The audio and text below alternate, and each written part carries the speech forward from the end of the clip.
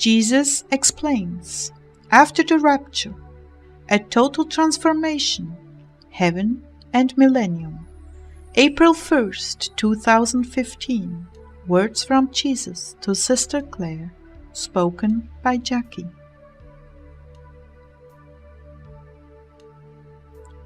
Jesus began, "You will be everything you ever wanted to be in heaven. All the vices and sins you've struggled with on earth, in heaven will be gone. Let's just say it will be a wedding present. You will immediately be transformed, and all sickness of spirit will be washed away. It will just peel off and wash away to reveal my glory dwelling within you. A total transformation." Will there be classes for learning? No, I myself will teach you. You will feel the desire to know something, and I will reveal it to you. You will feel the desire to play something, and it will roll off your fingertips. Singing in a perfect pitch will effortlessly escape your lips.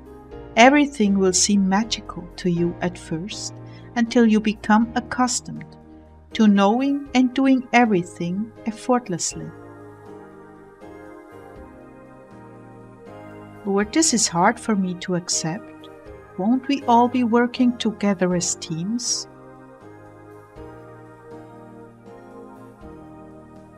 Yes, teams you will have, learning experience you will share, more like what you would call a lab. You will do things together with others, and cooperation will be so joyous. Harmony will be something you have always longed for but rarely had. It is intoxicating to work together as one, where all of the many come together to bring about good. You will love it. Your deep desire to work with groups will be fully satisfied in the best possible ways. You will seek to see something, I will escort you. Nothing will be impossible to you except evil. This is yet another gift, because in heaven the door has been closed to evil. It will not enter, it will not entice. My daughter, you will not feel anything evil. This too is a gift, a grace I will impart to you. Everything in heaven is effortless. Can I have an evil thought?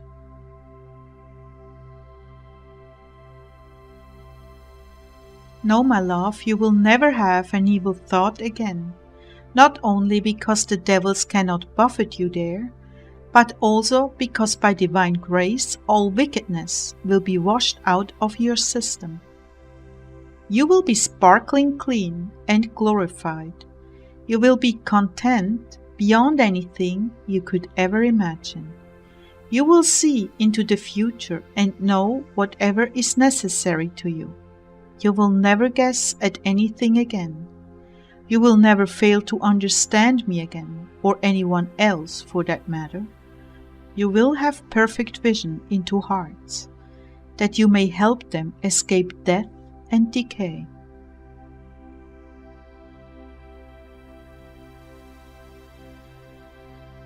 You will have perfect discretion, timely and sensitive.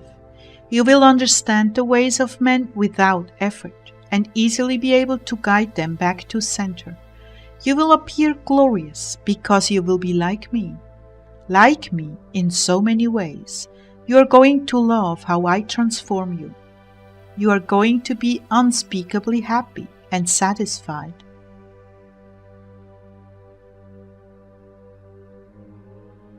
I wanted to share with you some of the joys of heaven, because you've had a couple of very rough days, and I can see it has weakened you and stolen your joy.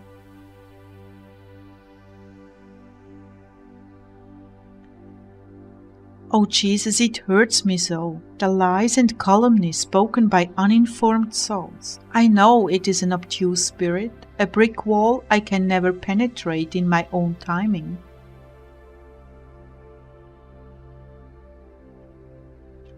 That's right. It is not yet time, but my promise to you, Clare, is that you will be working with me to open their eyes in cooperation with my Spirit.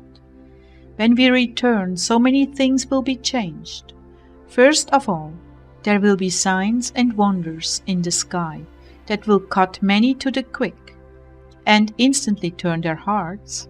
Then you will be working with soft clay, and I will give you wisdom as you have never had.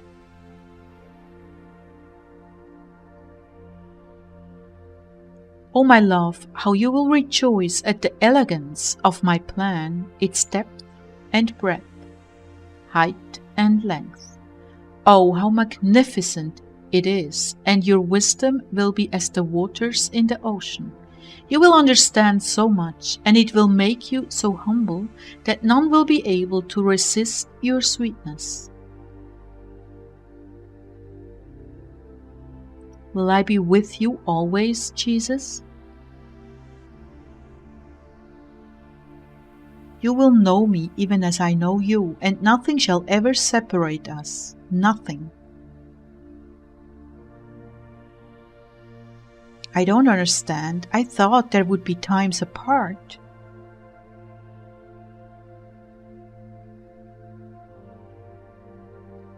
Not apart as you understand it in your world. We will be in complete union, and you will never miss me, because I will be dwelling inside you. Nothing will interrupt our sweet communion together, because in heaven there is no sin, no pride. This has its advantages and disadvantages, because we will share sorrows together as well as joys.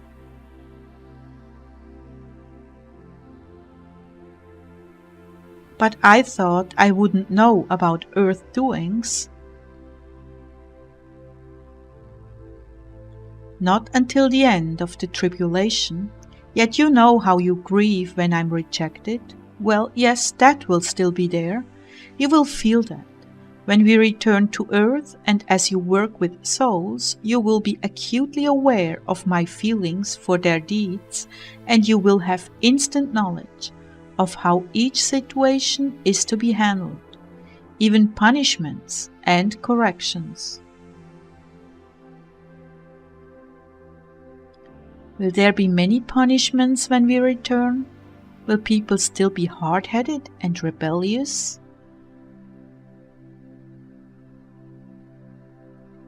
You will at first see vast improvements in the attitudes of men and women, but corruption goes deep, and some will manifest quickly. Others, it will emerge slowly, even over generations. You will be able to see clearly the consequences of sin carried down through families.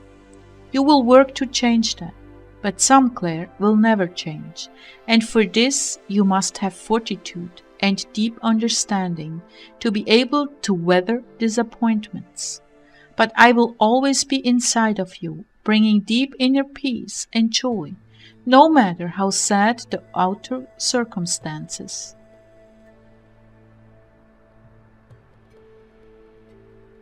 And death in the millennium?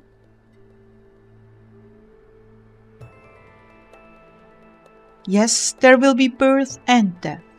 Those circumstances will allow for a longer lifespan and perfect health, due to the atmosphere and absence of sin and demons.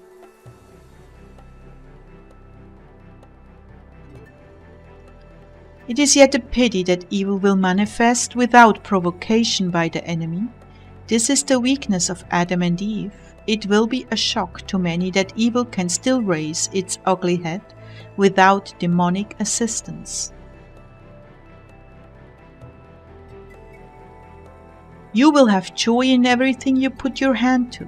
You will see conversions, healings, restorations, and complete transformation of hearts.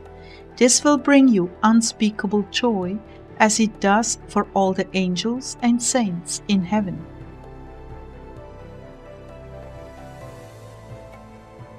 You see, my daughter, so many on earth in this hour long with all their hearts to minister, but the forces allied against them are tremendous. both of a personal nature and an impersonal nature. Few there are that break through this wall, for great perseverance is required, and great reliance on me. There are those who have been chosen and equipped for this. There are others who have not.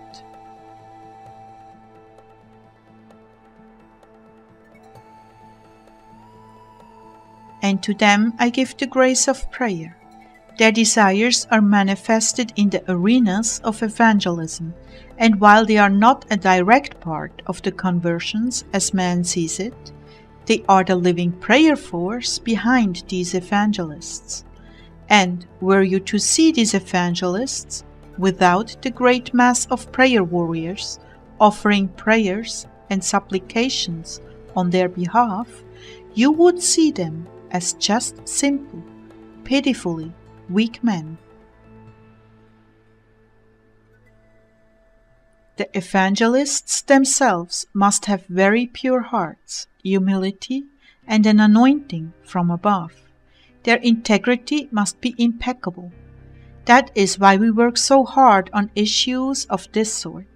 They cannot carry out the work and sustain the heat of the battle or hold up under pressures without a profound commitment to integrity and doing things my way. Yet pull the curtain back and the man becomes very, very little in my plan. The intercessors behind the man are tremendous, making him look like a giant, when in reality it is the little ones behind him that are responsible for his perceived stature. In this way the desires of those who wanted to minister are satisfied. And yet there is a time and a season for all. They will get their turn to touch souls with my love. Everyone gets a turn to do what is on their heart to do, because their hearts are conformed to mine. And worship? You are now speaking of something out of the realm of understanding. When you are worshipping, you have ceased all human activity and are in the realm of God, your Creator. You cease to be a part and are molded into one with your Creator. Your hearts expand right out of yourself in worship. When you come back to yourself, so to speak, you are totally renewed, energized, and inspired. Whatever you went into worship with, when you come out, it is totally gone. There is really nothing more I can say about worship because it is so sublime.